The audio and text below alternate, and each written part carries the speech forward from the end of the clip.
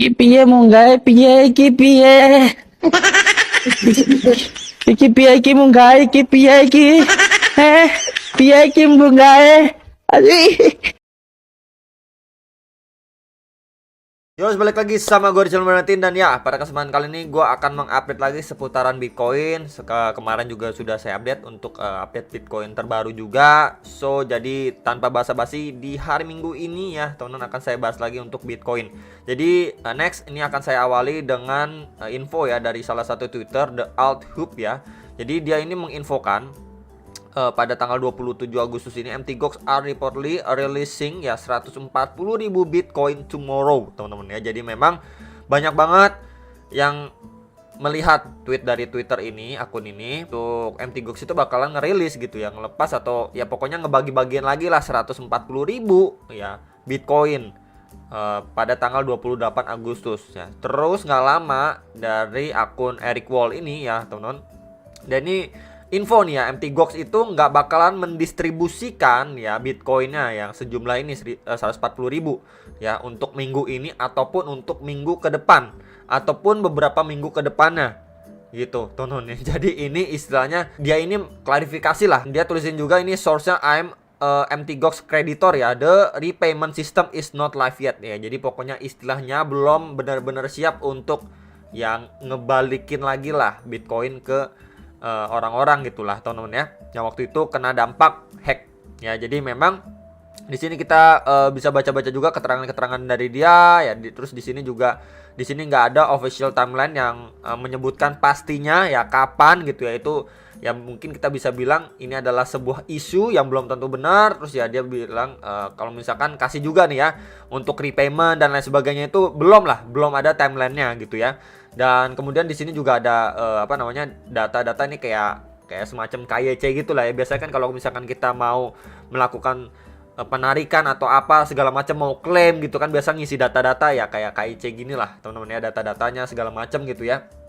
Jadi ya intinya memang belum ada official statement untuk mengembalikannya tuh kapan ya untuk Bitcoinnya. Dan intinya dia juga bilang saya ini nggak bakalan jual ya. Terus kenapa ya? Karena harga Bitcoin itu sekarang ini ya nggak terlalu atraktif ya, istilahnya kayak menarik lah ya untuk dijual sekarang harganya gitu ya. Dia bilang dia lebih prefer untuk beli daripada ngejual sekarang ya. Ini kan salah satu pandangan aja. Mungkin kalau memang nanti sudah dilepas gitu ya, istilahnya dibagikan sebanyak 140.000 Bitcoin ini, mungkin pasti ada yang jual, ada yang hold, atau bahkan ada yang DCA beli lagi gitu ya, teman-teman. Karena memang mereka ini kan udah beberapa tahun yang lalu dan melihat perkembangan harganya Bitcoin itu cenderung memang in the end of the day naik gitu ya, walaupun ada naik turunnya prosesnya gitu ya. Jadi memang kalau ditanya ke saya ini apakah bakalan dump dan lain sebagainya, ya tentunya sebanyak-banyak itu orang-orang yang mendapatkan 140.000 ini kan berbagai macam pemikiran. Ada yang mau jual, ada yang mau hold, atau ada yang mau diisi atau bahkan nambah lagi seperti dia gitu ya. Jadi kepecah-pecah, teman-teman ya. Nggak mungkin semuanya tuh pure jual semuanya rame-rame bareng-bareng gitu, karena memang tiap orang punya pandangan dan pemikiran yang berbeda-beda. Kalau menurut kalian bagaimana? Kalian bisa tulis di kolom komentar bawah video ya. Oke, jadi ini sekilas untuk pembahasan MT Gox ya. Memang besok itu ditunggu-tunggu bakalan terjadi dump lah, crash lah karena MT Gox dan lain sebagainya. Sebenarnya sudah adanya klarifikasi nih, teman-teman ya, karena memang belum ada timeline untuk repayment. Dan ya isu dari MT Gox ini bisa aja ya dimanfaatkan sama whales yang lain ya untuk mereka bisa buang barang.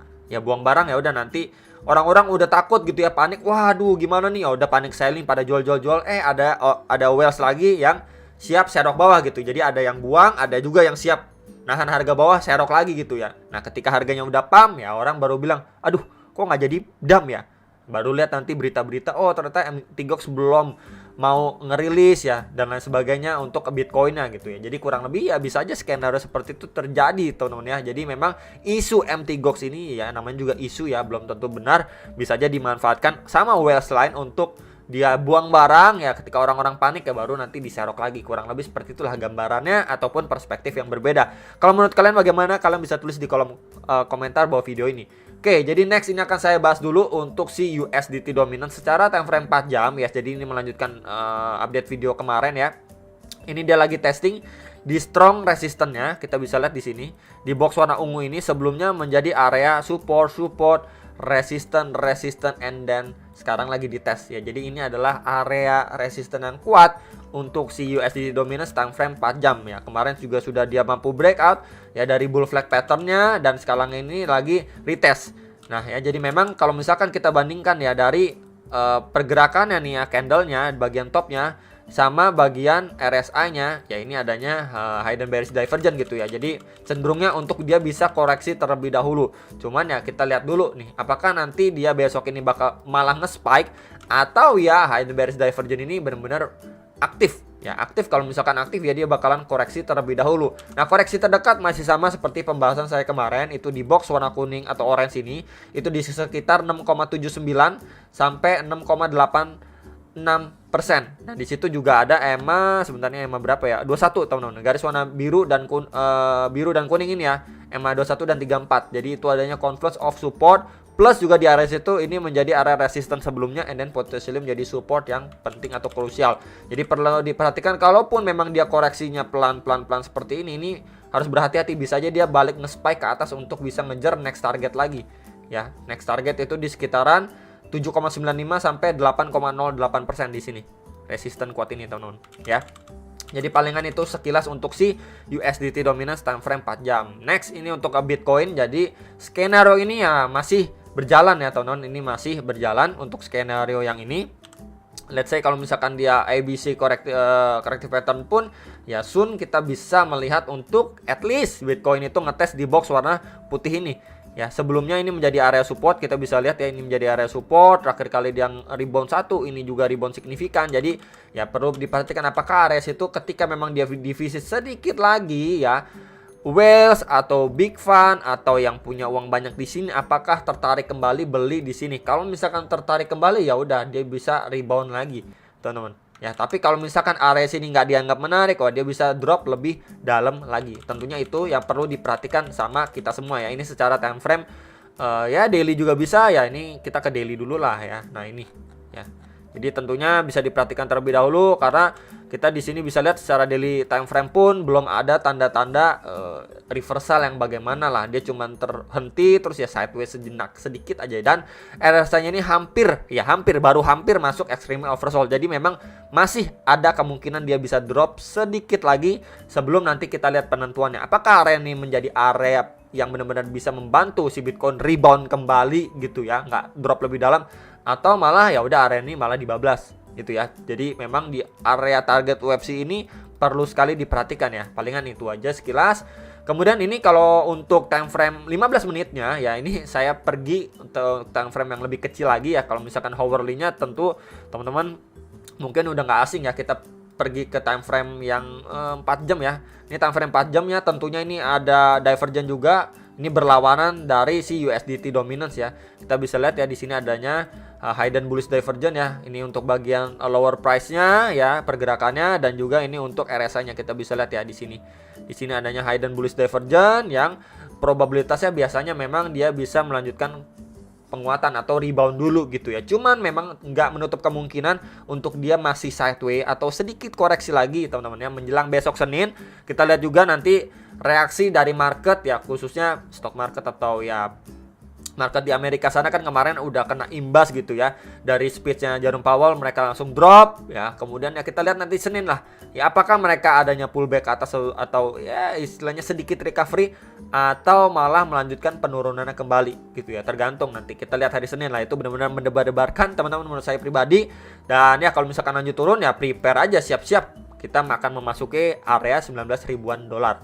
Oke. Nah, jadi kalau misalkan saya akan pindah sedikit ke time frame yang mungkin lebih kecil lah, time frame kecilan 15 menit. Oke, 15 menit aja time frame-nya.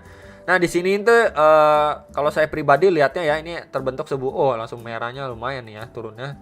Oke, ini adanya trendline support teman-teman di sini. Ya, ini adanya trendline support beberapa kali kena touch sama si Bitcoin ya. Kita bisa lihat di sini 1. Oke. Kemudian di sini kedua ya. Kemudian di sini ketiga. Ya, udah 3 kali kena touch. Dan untuk resisten bagian atasnya akan coba saya tandain ya, kurang lebih di kisaran area sini di box warna kuning ini. ini di range kisaran 20.065 sampai 20.100 dolar lah ya, sampai kisaran itu. Kita bisa lihat juga terakhir kali tekanan seller datang cukup signifikan dari area sini nih. Ini akan saya besarin dulu tanda panahnya biar lebih jelas. Nah, di sini teman-teman ya, panahnya ganti warna merah. Ya, tuh. Ya, datang dari sini boom. Ya, kemudian dia coba naik lagi, kena reject lagi, naik lagi. Ya, ini sempat fake out juga tadi, teman-teman. Kemudian ke reject lagi. Ya, cuman memang makin lama ini bagian support di bawahnya ini semakin naik nih, teman-teman. Ya, jadi seperti triangle pattern, tentunya kalau dia mampu break, ya, kalau dia mampu break out ke atas, kita ukur aja, teman-teman, untuk targetnya. Ini akan coba saya copy aja targetnya. Ya, target kenaikan maksimal. Nah, ya, jadi kurang lebihnya ke sekitaran 20.300 sampai 20.400 dolar. Nah, ini pas sekali dengan area wick terakhirnya di sini. Kita bisa lihat tandain. Nah, ya, jadi sekitaran ya.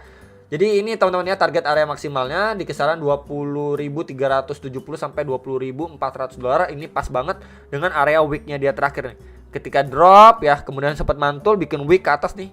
Tuh. Ya, kemudian drop lagi. Ya, jadi memang ini adalah area target maksimalnya untuk kalau misalkan kita lihat secara pattern.